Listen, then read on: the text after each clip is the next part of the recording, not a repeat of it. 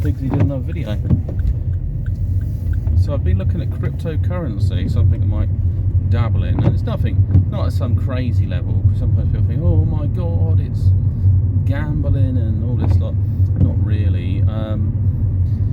So if you invest something that's really low, it's like a penny value, you put in, you know, £10 worth or whatever, and then just let it go back up, and then you just trade it between different stocks, you know. And it's a long-term game. It's a bit more, I guess you should enjoy it. It's just like a bit of fun. Don't get too mad on it.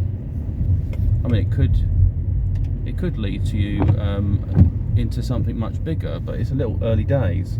And what's happened at the moment is there's a bit of a Bitcoin crash, what I can see at the moment. So it's interesting to find because stocks rise and they drop again, and it's not quite a stock, it's like a digital stock. So it's with a digital currency, it's like something that's been around really for quite a while, working in the background. Now it's becoming independent of its predecessor. So when we left gold-backed currencies and material valued currencies and started to be based on almost promises, really, it's more the side of magic when it comes to money. And this is the other issue you get with things on the internet, is often the opposite becomes true, because they try to publicise a narrative. The idea is if you influence someone's mind, they believe in it too, and therefore generate hype, and it, you know, bring about certain changes. I've been looking at some of these crypto stocks, people going, oh yeah, it's set to make, like, you know, $1 or whatever a value by the end of the year, and it's actually started to reverse, it's started to drop down.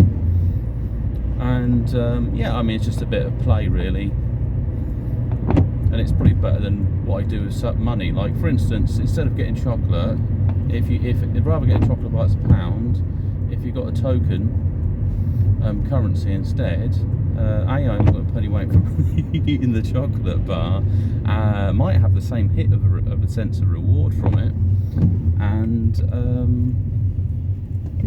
you know, basically I don't have to worry about things so much. Good God, what on earth are you up to? So you put a traffic light next to a roundabout. Oh, that's dodgy. So yeah, I mean, I know I talk about things, I'm sure I'm going to try to jinx myself, but I think if you try to tell people what the future is, then unless all them people think about that, it's most likely the majority will think against it.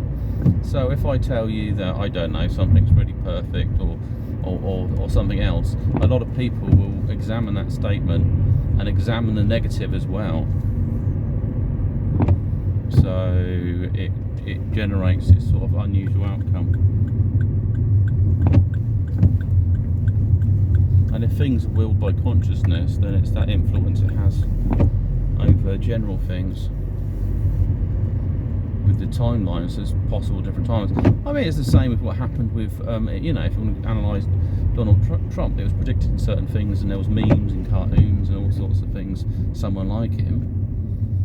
And then there was a heavy campaign with propaganda against him, and all it did is just basically put his name in people's minds. That's what it did. And then after a while they say to themselves, well, is he that bad? And so it creates the opposite. A bit like one of his rallies, he said, it doesn't matter if you hate or like me, you've still got to vote for me. Because the alternative wasn't what people were interested in. It was because of the limited parties they've got.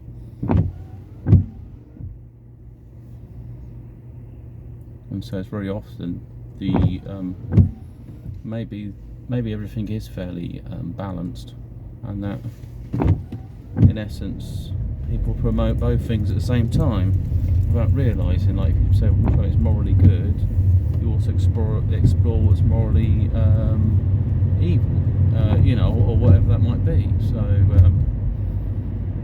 I mean, there's different versions what people think good is. I mean, you could have possibly chaotic good, like you force someone to become a part of a certain order or religion or practice certain things. They might see themselves as good. What they're doing is quite harmful. Let's see. Something else interesting I was looking at with my yoga stuff. They're talking about the slit experiment with particle and waveforms and light and consciousness influencing it. So it suggests about being the observer. I think if you critically analyse things, then you do wrap them into a construct, and it could be even influencing the dimensional aspects. So the particle and wave exist there both at the same time anyway. It's just that one of them can't exist in your dimension. You know, it's a bit like I mentioned about promoting one and the other. So one has the opposite value attached to it. It's the only way it can neutralise itself. Otherwise, it would just go throughout a certain charge until it meets another charge that's opposite to it, I guess.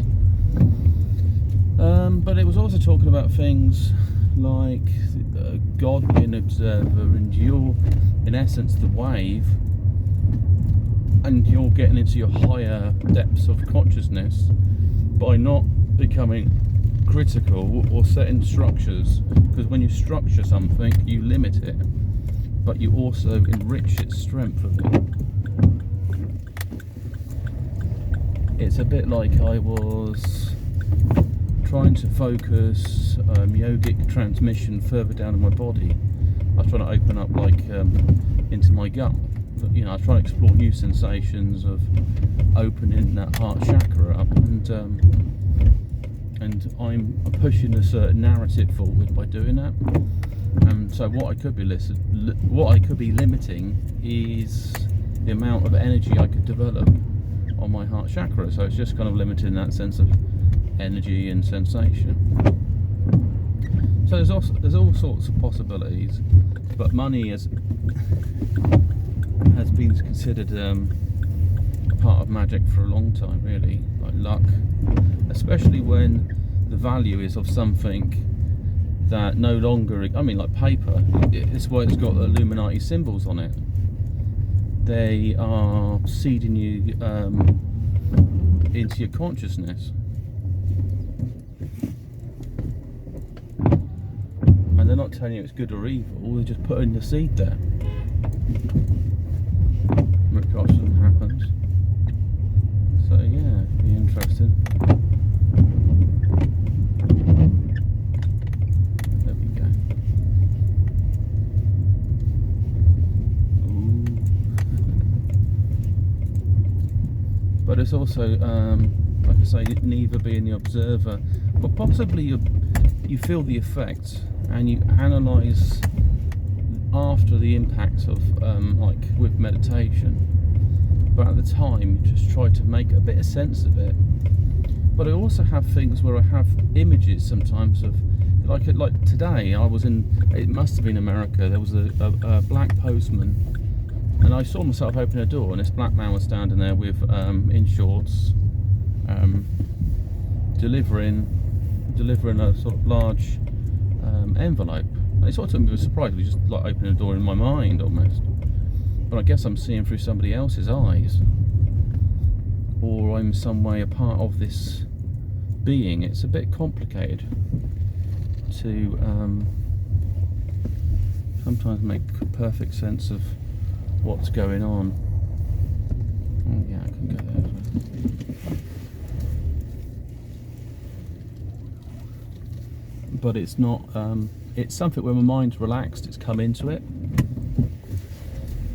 opposed to something that's pushed where you're looking for something particular, and it's picture perfect imagery. So it's not like you have to create it in a palette in your mind, like put something together or something like that.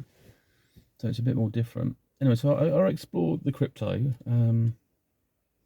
but obviously I'm going to be cautious about it, because there's a lot of people, when you mention things like fear, but then you look at what you look at your wastage. Actually look at your wastage budget.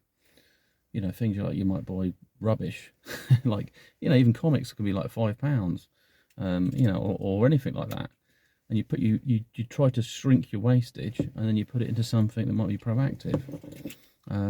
but something you can get back as well, because you don't want to be put into something you can't obtain back.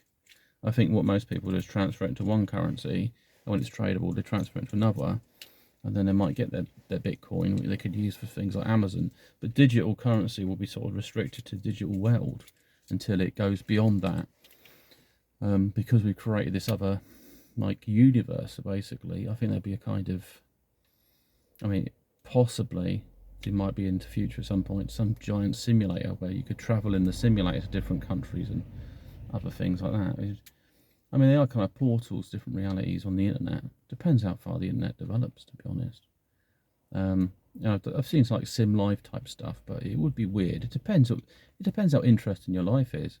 I mean, if you can only afford a small flat, and you've got some VR headset and it looks augmented reality, it looks virtually the same, then you might just set that up.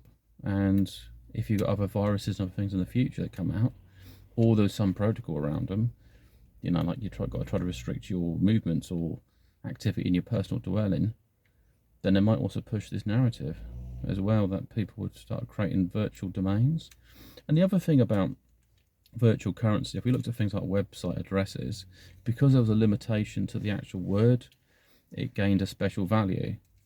And so then people were selling names which don't mean anything apart from the fact that in this world they reflect into that sort of metaphysical universe. So, for some people, if they've got a catchy name, they automatically might excel in different areas. It's a bit like people have got names where people go, oh, crikey, like, I don't know, so it might be, something, Prout or whatever. I mean, it's no issue if someone's got a name. They usually can take it on the chin anyway, but the thing is, I guess also the character, when you've got a name like that, somebody might look at the person, because it might be a lesser popular name. Imagine if your name was like,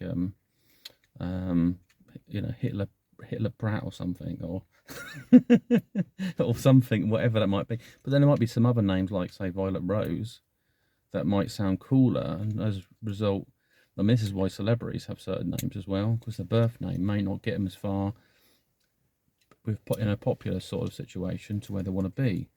So they adopt a sort of pseudonym, a bit like me calling myself Pigsy. It's just something from a gaming thing, really, that I've developed. I could quite happily call myself Peter. It's not really an issue there at all. It's just that I sort of got into the habit of calling myself Pigsy in these videos, because I can also separate my identity as being this is sort of like a producer or whatever, a presenter is this different person. But that might be, if suddenly because it's might consider that unique, if I register that, then I create a value somewhere else. And you've got some other things like digital art, because it doesn't exist physically as intellectual property, it could have a value that's intrinsic. And so it go around with a certain value to it, which is it gets so complicated. I mean, it's like a science of money now we're starting to develop, because before it was just like, well, I say this is worth such and such, and you have to agree, and then you say, well, you are the authority, you are a banker, you are whatever, that's true. But that's all changing. Anyway, it's a big sign off, and speak to you soon, bye.